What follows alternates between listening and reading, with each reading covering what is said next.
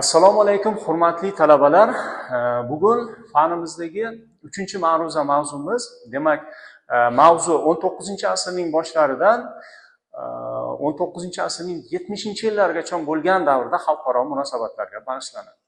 Bugungi mavzu doirasida quyidagi rejalar bilan tanishamiz. Birinchi rejamizda Napoleon Bonapart diplomatiyasi to'g'risida gaplashsak, ikkinchi rejamizda xalqaro munosabatlarda Vena tizimining qaror topishi, uchinchi rejamizda muqaddas ittifoqning tuzilishi va undan keyingi davrdagi siyosiy vaziyatlar va oxirgi 4-rejamizda 1815-yildan 1850-yilga qadar bo'lgan davrda xalqaro munosabatlar tarixiga to'xtalib o'tamiz. Bizga yaxshi ma'lumki, Fransiya Ludovik 14 davrida absolyut monarxiyaga aylangan edi va Ludovik 16 1789-yilda inqilob natijasida Ludovik 16ning hokimiyat ag'darishiga sabab bo'ldi. Va Fransiyaga bu o'sha monarxiyaning qulashiga nisbatan bir qator Yevropa davlatlari harakatga tushib, monarxiyani saqlab qolish uchun Fransiya hududida o'sha monarxiya tuzumini saqlab qolish uchun kurash boshlab yubordi. 1791-yil 27-avgust sanasida Saksoniyaning Pilnets qasrida Avstriya va Prussiya o'rtasida deklaratsiya imzolandi. 1792-yilning 7-fevralda Fransiyaga qarshi Yevropa davlatlarining birinchi koalitsiyasi, ya'ni ittifoqi shu tariqa Prussiya va Avstriya o'rtasida tuzilgan bitim asosida asos solingan ekan. 1789-yilning o'zida ushbu xabar vatanparvarlik harakatini kelib chiqishiga sabab bo'lgan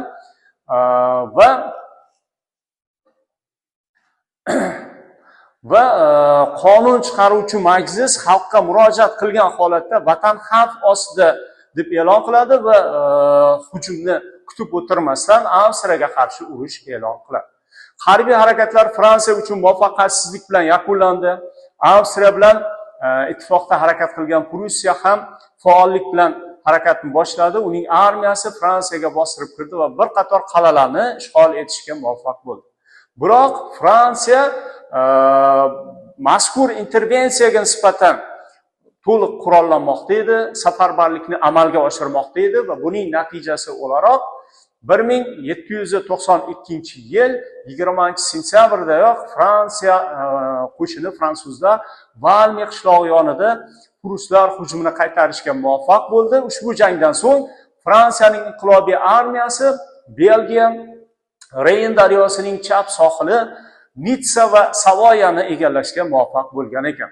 Demak, ushbu yerlarning bir qismi Fransiyaga qo'shib olindi. Qirolning qatl etilishi Yevropa monarxlarining hayajonga solib, yana o'sha fransuz inqilobiga nisbatan qarshi harakatning kuchayishiga sabab bo'lgan. Jumladan bu gal koalitsiyaga Angliya va Ispaniya qo'shildi. Rossiya immigrantlar armiyasiga moliyaviy yordam ko'rsatdi. Yakobinchilar diktaturasi o'rnatilishi bilan fransuz qo'shinlari 1794-yil boshiga kelib, o'z davlatining yerlarini internetlardan tozalashga muvaffaq bo'lgan ekan va urush dushman hududiga ko'chirilib, dushman hududida olib borilgan.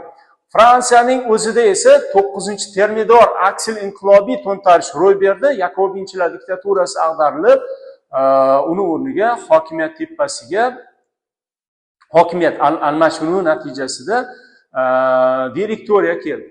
Direktoriya ma'lum bir vaqt faoliyat ko'rsatgandan so'ng direktoriyani o'rniga 3 ta konsuldan biri hisoblangan Napoleon Bonapart o'zining yakka hokimiyatini o'rnatgan holatda faoliyat ko'rsatdi. Konsullik va birinchi imperiya davri sifatida e'tirof etiladi. Bu o'sha 1801-yildan to 1815-yilgacha kechgan davr Fransiya tarixida to'xtovsiz urushlar bilan o'tganlik bilan xarakterlanadi. Demak, fransuzlar bosib olingan mamlakatlarni, Fransiya mollari sotiladigan bozorlar, fransuz sanoati uchun xomashyo manbasiga aylantirish siyosatini olib bordi. Demak, bu holat Napoleonni tinimsiz olib borilgan urushlarning ko'lamini kengaytirib borishga sabab bo'lgan ekan. Napoleon olib borilgan urushlarning asosiy maqsadi Yevropada Fransiyaning ustuvorligini o'rnatish uchun kurash edi. Fransiyaga qarshi ittifoqlarga kirgan mamlakatlar, ya'ni o'sha Napoleon olib borayotgan harbiy urushlarga qarshilik ko'rsatish uchun Yevropaning qator davlatlari Angliya, Rossiya, Avstriya va Prussiya fransuz gegemoniyasiga qarshi birgalikda kurashishga qaror qilishdi. 19-asrning boshida xalqaro munosabatlarning markazida Angliya va Fransiya o'rtasidagi raqobat xalqaro munosabatlarning eng muhim masalalaridan biri sifatida e'tirof etilar edi. Xo'p, demak, 1800-yilda ichki ziddiyatlar tufayli Fransiyaga qarshi ikkinchi koalitsiya parchalanib ketdi, tarqab ketdi. 1801-yilda Rossiya va Avstriya o'zaro tinchlik shartnomasini imzoladi. Natijada Fransiyaning hokimiyatini endilikda butun Italiya, Belgiya, Gollandiya va qator Germaniya knyazliklar hududida yoyilganligini ko'rishimiz mumkin.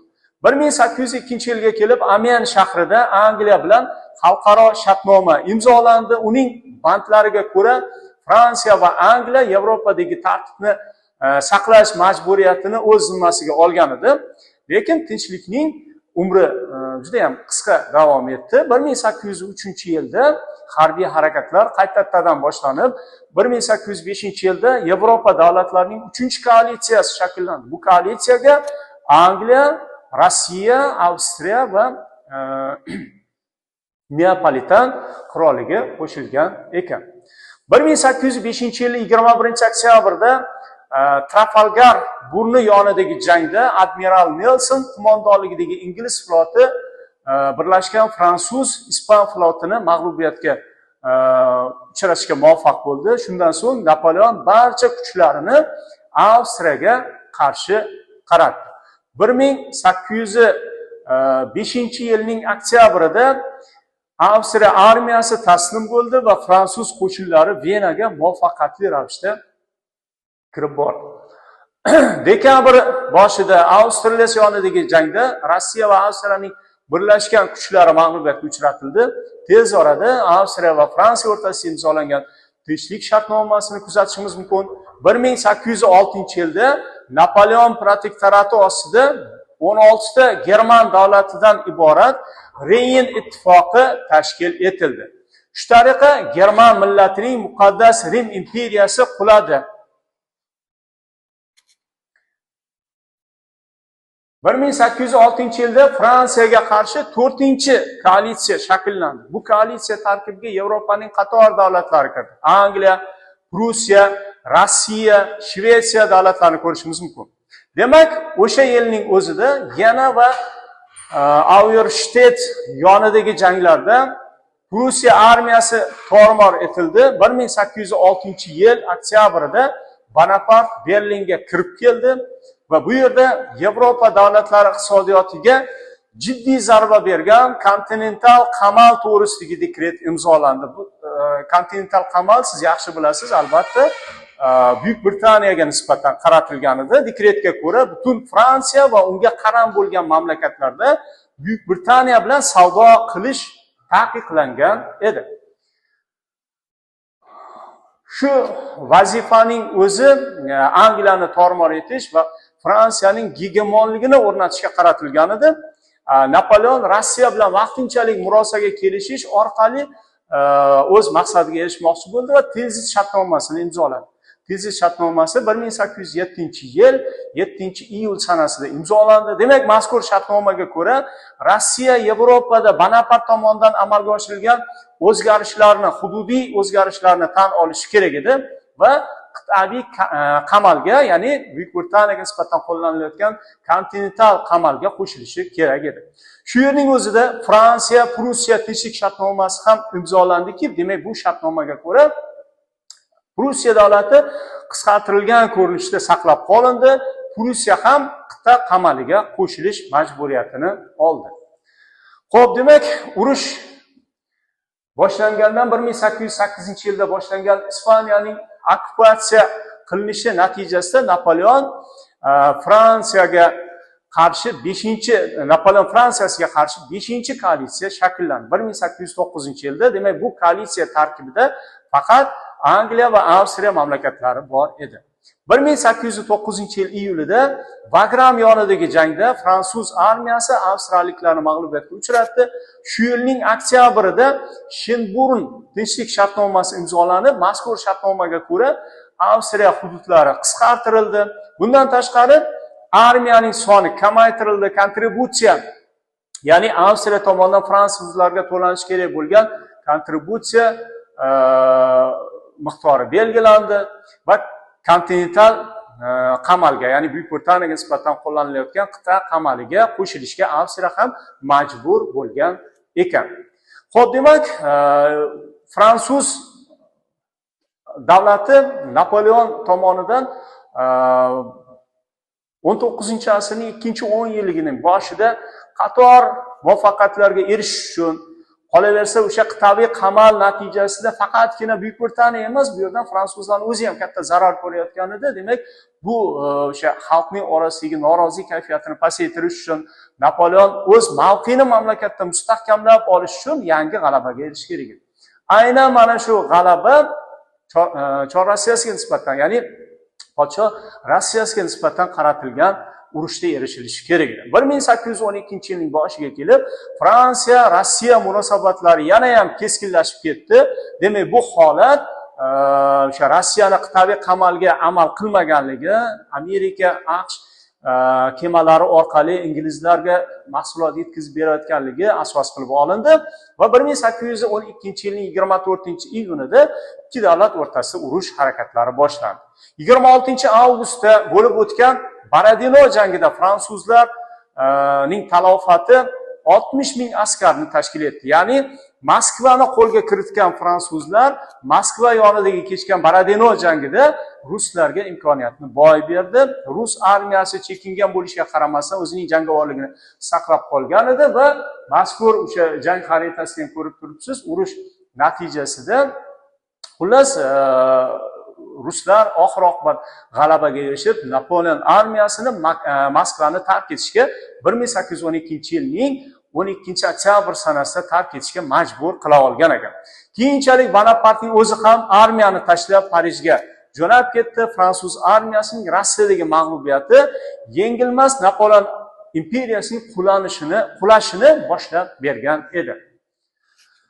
1812-yilning bahorida Fransiyaga qarshi 6-koalitsiya shakllandi. Demak, bu koalitsiya tarkibida Yevropaning qator buyuk davlatlarini ko'rishimiz mumkin. Jumladan Rossiya, Angliya, Shvetsiya, Prussiya, Ispaniya, Portugaliya va Avstriya davlatlarini o'z tarkibiga olgan.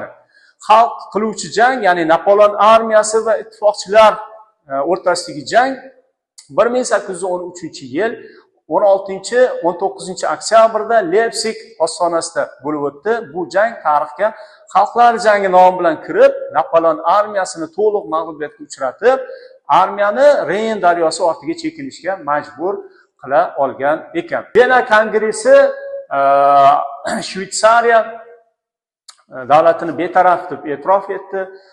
Germaniyani tarqoq holatda qolishini ma'qulladi, saqlab qoldi va Yevropada yangi tuzumni belgilab berdi. Ya'ni 1648-yildan boshlangan Vestfaliya tizimini mustahkamlab, Vena tizimi bilan birgalikda xalqaro munosabatlarda Vestfal-Vena tizimida qaror topishiga sabab bo'lgan ekan. Demak, bu tizim to Birinchi jahon urushi yakunlariga ko'ra yangitdan Yevropa xaritasi, dunyo xaritasini belgilab bergan Versal-Washington tizimini qaror topguniga qadar o'ziga xos yangi tartibni belgilab bergan ekan. E'tiboringiz uchun rahmat. Shuning bilan ma'ruzamiz yakuniga yetdi.